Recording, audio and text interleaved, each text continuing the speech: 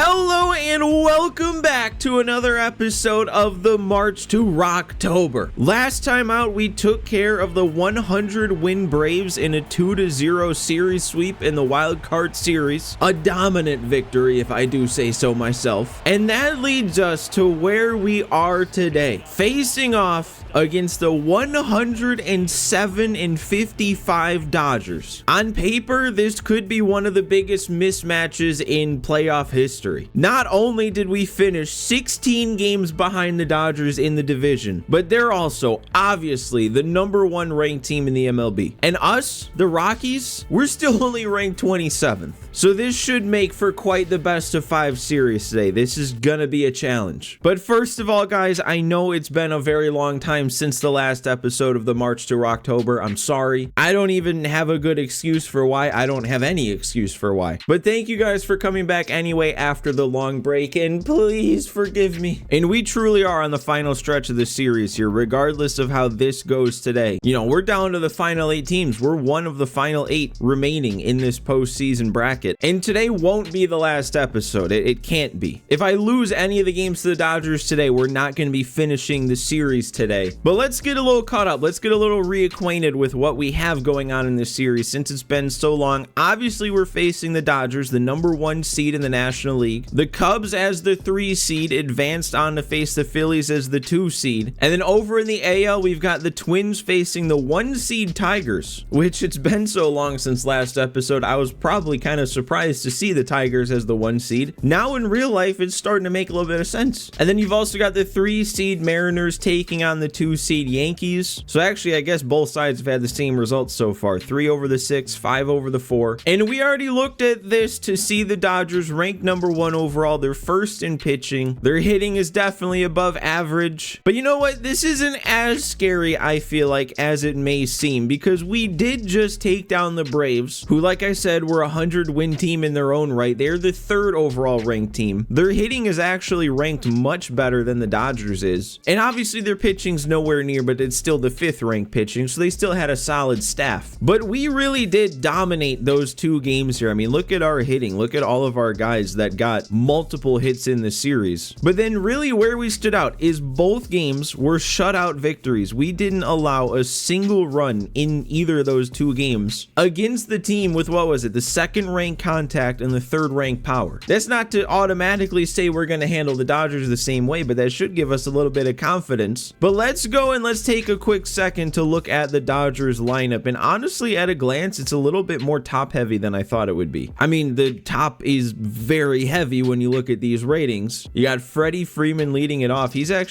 dropped down a bit, only an 84. Still put together a very nice season of Freddie Freeman season. 31 stolen bases though, with 29 speed. You got Mookie Betts. He is upgraded to a 98 overall over the course of the season. 38 home runs, 313 average. He is going to be a problem on, obviously, Shohei. I mean, yeah, looking at his hitting stats, 52 home runs, 47 doubles, 39 steals, 327 average, 659 slugging. He had a better hitting season than he did the year before, which won him the MVP. You got Teoscar batting cleanup up to a 91 overall, outperforming that beat potential. He had 37 homers. Will Smith, the last of the 90 overalls, up to a 92. He had some power. He didn't have like a crazy good season, but still, I mean, this would be one of our better seasons probably. Falls off a little bit though. After him, he got 3 lefties in a row, at least in this lineup against righties. Muncy, Conforto, Outman. At a glance, I mean, Muncy's obviously still got some power, batted below 200. Conforto was solid, and then James Outman also had 20 homer power. And then they got Chris Taylor rounding it out. They have a below 70 overall in their starting lineup. They're trash. We wouldn't have anything like that. This isn't even the scary part though. The scary part is what we're about to see, and it's their pitching. Yeah.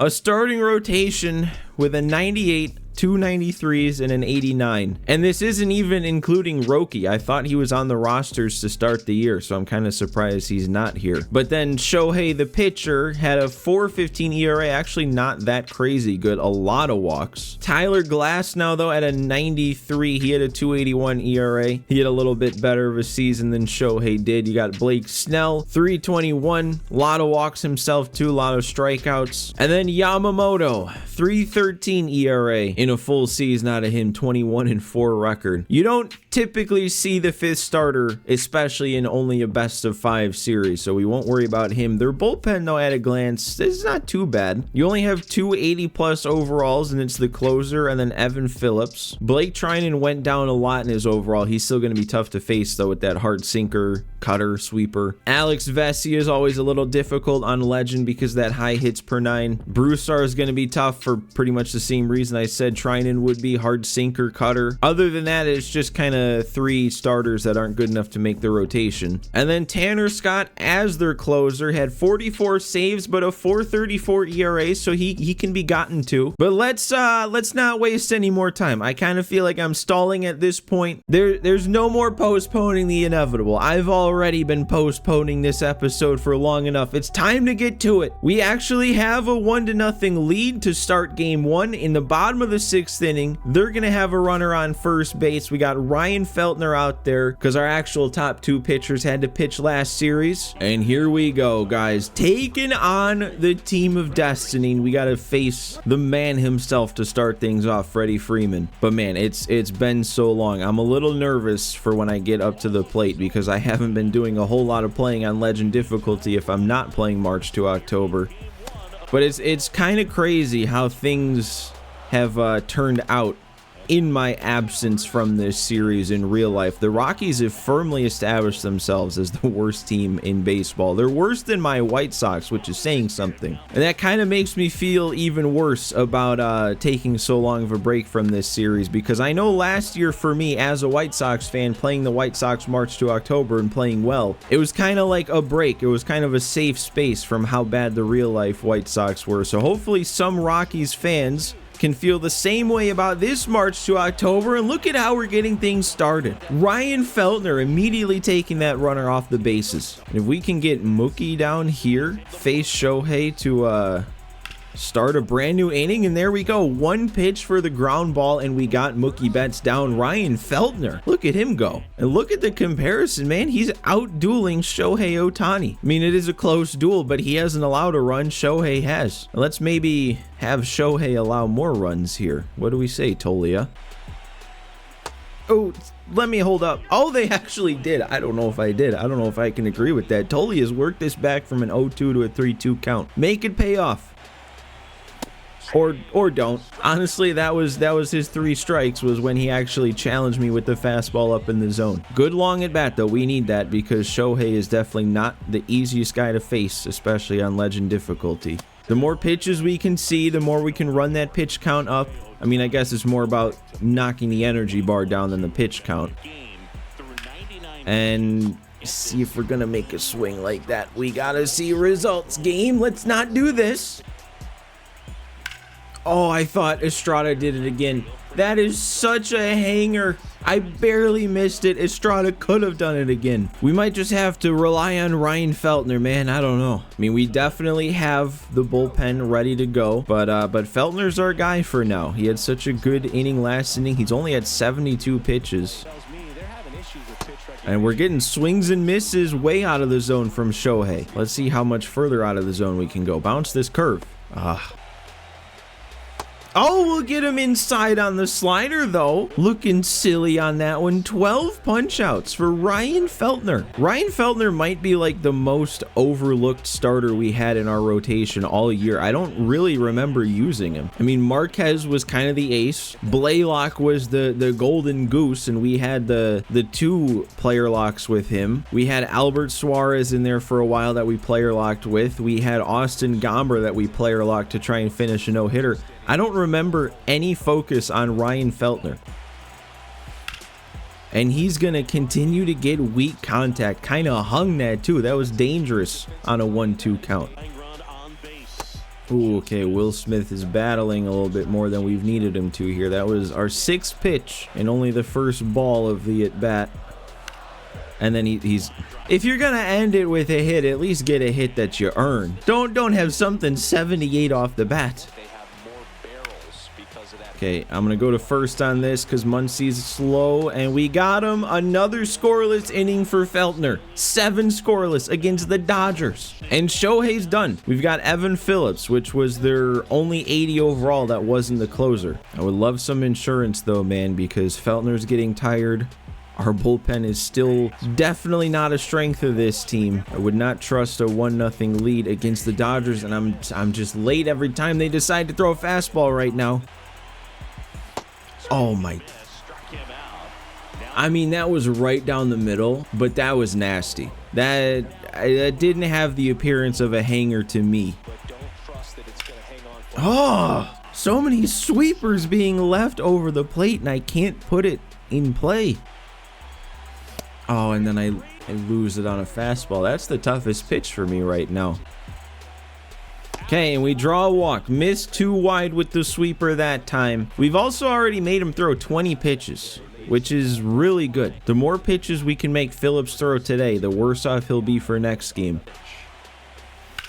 Oh, I'm finally early on the fastball, and of course I'm too early. I was ready for it.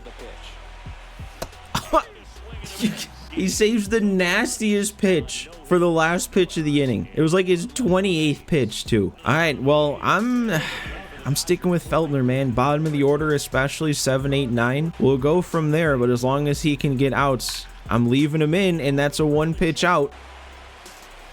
Oh, that still got him. Even though I missed it in the zone, it still got him. And, oh, that one got through. No. With 2 strikes to the 9-hole hitter. I don't know. Do I leave Taylor in or Feltner in now that the lineup's turning over? Freeman coming up? I don't think you do. I don't think you do in this spot. We got a lefty up and ready to go. Freeman is weaker against lefties. We got to play the matchup here. This is the postseason against the Incredible Hulk here. I mean, you got to do whatever you can. If this was the regular season against, you know, like the Tampa Bay Rays or something, I'd probably be leaving Feltner out there. I'd probably be trying to finish the game with them, but Brant Herter will get the job done on 2 pitches. Wow, and they're actually leaving Evan Phillips in after a 26-pitch inning to face our heart of the order, too. Like, we've got 3, 4, 5 coming up. And Ezekiel Tovar takes him deep. I don't think I've hit one with him this whole season. If there was any time to have my first home run with the dude, this is the perfect time. In the 9th inning of a playoff series against the Dodgers, we finally got one of those sweepers over the plate. Oh, that is so huge. That is so huge because we're facing like the top of their order. We've got Mookie, Shohei, and Teoscar 2 up next inning. I did not want to face that with just a 1-run lead. Oh, and Doyle just missed that too, man. Oh, I was just under that. That could have been back-to-back. Why do they still leave Phillips in, though, is the question. Not just to start this inning, but after he then gives up a leadoff homer, he's still in. Wow, he really... Oh, and that got through. I thought that was a rollover ground out for sure, but it had eyes, man. Went with a fastball right down the middle after another long AB, and they're still leaving him in. I mean, he's going to be unusable, of course, for the next game, but I'm kind of almost upset they haven't gone to another arm. I would have liked the chance to wear down somebody else, too, now that Phillips is totally done. Another rollover. Okay, I thought that was going to get through too for a second. Estrada, man, that is 2 solid swings on 2 pitches right over the middle of the plate from Estrada in this one. He has nothing to show for it. But here we go. We're bringing in our closer, Dennis Santana, midseason acquisition. And this is one of the toughest spots he would have to be in. The only thing that would make this tougher is if we still only had the 1-run lead. Man, and Mookie's he's not chasing. He is locked in here. And I'm missing spots. The last thing we can do here is put on the leadoff batter for free with Shohei up next. I mean, we got to come right after him again, don't we? And I still somehow find a way to miss. I didn't find a way to miss. I put probably like 95% of the par in the zone, got a perfect result, and you're telling me we still missed? And you just know if I brought that so that the whole par was in the zone, it was just going to hang right over the middle of the plate. Like, that is a lose-lose situation right there, and now we got to deal with Shohei as the tying run. And of course, if that first at bat derails this whole game now because of that. Now it's another 3-2 count, dude. This is unbelievable. These Dodgers in the 9th inning, man. We've thrown 15 pitches already. What do I even throw after this? Oh, he took it. Oh, that was a gift. That was a break. We needed that. Now, come on. If we can get a rollover, if we can get a 2-ball, get out of this. That's not where I wanted that, but it worked. Oh, my God. They don't chase anything right now, man.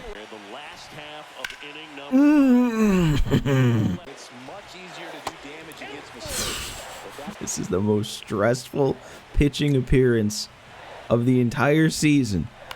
Oh! That's play of the year. That is at the top of the top 10 list for the rest of the decade. What did Santana just do to field that ball? That was as crazy as I thought it looked, right? I can't even replay it now. He like jumped, he spun, snagged it over the top of his head in turn 2 to end the game. Oh my God. All that for our 3rd straight shutout victory to start this postseason run. The Colorado Rockies, always known for their pitching struggles, have pitched 3 straight shutouts against 200+ win teams now to start the postseason. I'm gonna need a minute after that one, man. Wow. All right, well, momentum doesn't matter in the postseason. We've learned that over the years, but it's almost full anyway. We've stolen home field advantage with that win, but if we can take this next game as well, then we would have 2 chances to win at home to wrap up this series. That would be ideal. We've got another shutout brewing. Bottom of the 6th, no runs allowed again. Problem is, we also haven't scored. Elsewhere, the Phillies have tied up that division series against the Cubs. We've also seen now the Twins take a 1-0 lead and the Mariners take a 1-0 lead. Now let's see what we've got. Can we take 2 in a row against the Dodgers today? We've got a night game this time, which I didn't point it out when we were looking at like the standing screen, but something I happened to notice was the Dodgers had like a crazy good record at night. So what I'm trying to say is the deck is stacked even more against us because the Dodgers are a night team. All right, and it's Freddie Freeman to lead it off just like last game. 58 pitches thrown from German Marquez. That's it. Look at how much energy he has. And actually, wait, did he just take a lead off of second base? Oh, I think he did. I didn't see him lead off, but yeah, he was a little further off there. Normally, that's an out. He just took a lead again. I have to try it again. I have to try and take... Oh my God, he looked out. I think they changed that this year, actually. Because for the last, I don't even know how many years, if you had a lefty at the plate and a runner on second, and that runner took a lead off a second with less than 2 outs, so they had to be being held on, it was like an automatic out. Online, offline, whatever it was an automatic pickoff out. But this year, it has not been the same. But Freddie Freeman's just looking up there. Really? You didn't want to do anything? Gotta make this play. We made the play. And now we make Shohei come up to lead off a new inning with nobody on base. Scoreless inning streak intact. All right, Tyler Glass now is our task for today. He's actually already up to, I think that was pitch 97. What's his energy looking like? Oh, of course. No, he's still got half his energy left because that's how this game works. Okay, we got a 3-0 count to start things off. I'll take a leadoff walk from Tolia. Yep, no green light there. Didn't need it. A 4-pitch walk to start the 7th inning. That can't be 2. That's too slow to be 2. Okay. Could have had worse outcomes. Estrada again. Are you kidding me? Are you kidding me with Estrada's luck in his 3 at-bats that I've taken with him so far in this series? Dude, and I'm missing pitches like that. Sam Hilliard and Zach Veen actually haven't gotten a hit yet in this playoff run. They're due. Hilliard's due right now. And I missed another one right down the pipe. We can't just coast in this game. We don't have the lead. I need to do something myself here. All right, Marquez, lock it in here. We got to face Shohei. Here we go. Get the ground out. Get the rollover. Great way to sit Ohtani down. Oh, and that, I mean, a first pitch ground ball is what you want in most situations. Ooh, way out in front of the sinker, really. And then a perfect swing on the slider, but it's just going to be a double play. Just great pitching. Oh, okay, you know what? That's fine. You'd like to square up a fastball in that spot. I ambushed in. I guess that was technically on the inner half. Maybe that's what got me the base hit there on a less than optimal swing. Another leadoff base runner, though. Let's make this one count. Oh, that's a tough spot for a slider. Only thing I could have hoped for there is if they gave me the check swing. God, dude, three pitches? 3 pitches there? McMahon, really? I really hope that's the last I see from Glass now. He was surprisingly difficult. It's okay. Marquez is matching him blow for blow here. We just need that to last another inning. And there we go. That works. A strikeout and a ground out count the same. Oh, come on, Marquez. Didn't you see how Santana did it last game? You're going to sit there and cower away from the ball after he did what he did? Okay, they brought in a pinch runner there. Kind of skip past that. Won't matter if we can get another ground ball in a glove. And he's going to make it to second on this. Needed a perfect throw to have a chance at that one. I feel like the CPU this year is so much more aggressive on balls in the dirt, and they're so much more successful. Oh, that was big. I think that was going to sneak out of the zone for ball 4. But the chase on that was big. Ooh, and he faked it. I thought he was about to get thrown out at third. All right, well, one way or another, this is going to be the last batter for Marquez, so you may as well get him out. Oh, that would have been the first run. That was very close to being the first run we allowed. Oh, man, look at this. Tanner Scott coming in, getting his closer entrance. It's not even a safe situation. And Doyle is 0 for 3 with 3 strikeouts in this game. You just know he's looking to do something. He's also 0 for 6 with 4 strikeouts apparently against Tanner Scott. He's double due. Oh, please. Please don't be another line out, dude. Oh. Okay, we draw the walk this time with Tolia. Another free pass for him. Pretty sure that was 7 straight fastballs to in that at bat. We saw nothing off speed. There we go. That's the first off speed pitch in I think 10 pitches. And of course it got me. Oh, how is it going to tell me I missed that? Because I saw it. I waited back. Only thing I can see is maybe if I waited back too much. Oh yeah, I looked late there.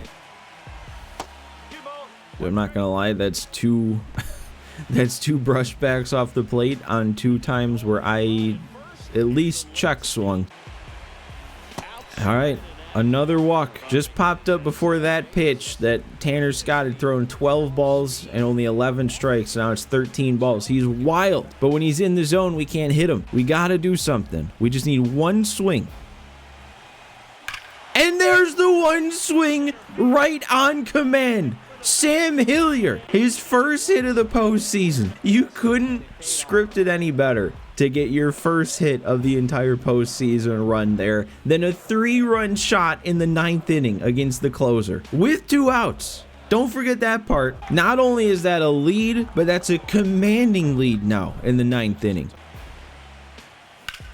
Oh, and then I just miss on that pitch with Drew Romo, but we did our damage. We did what we needed to do. Another shutout lead to protect going into the 9th inning, the bottom half. And I probably could leave the ball in Marquez's hands, but I'm going to go to Brant Herter to close it. I don't really know if I agree with him. I mean, he's still like 90% energy, but he threw like 2 pitches. I think he actually threw 2 pitches last game. He shouldn't be tired at all. But it's the top of the order. 2 lefties due up, Freeman and Shohei. Mookie in the middle is technically worse against lefties. But Dennis Santana had to throw so many pitches last game. He's a little gassed. Especially with us having a 3-run lead like this, I figure I'd give him the night off so he's ready for the next game after the day off. But we need to throw strikes here, and a yellow on a fastball isn't going to... Okay, it does help because it was a foul ball. Okay, he's seen 4 straight fastballs.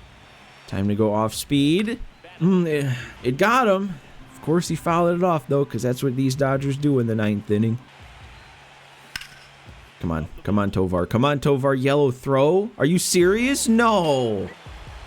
I'm also having way too much. Wait, was that a... Okay, we're just going to go to first with this. Just get the out that we know we can get. I think that was a check swing that he made contact on, though. That sucks. What I was going to say, though, is I'm having trouble getting good releases with Herder here. Like, everything's yellow right now. I don't understand. I don't understand. Like, how do I fix it? There we go. And that should be out number 2. And a ground ball on the first pitch to Teoscar is going to seal it. That's 4 straight shutout victories for the Colorado Rockies in the postseason. I don't even understand how this is happening. Our pitching is easily still our weakest point on this team. I can't remember what our official ranking was, but it really, I'd be shocked if our pitching was ranked any higher than like 28th. It might still even be 30th for all I know. I don't even remember. But we're still coming out here against 2 top offenses and we haven't allowed a single run. I kind of have a feeling though. I have a bad feeling before it shows me the score for next game that we're going to start next game having already given up a run. Especially since we're back at home. I mean, this...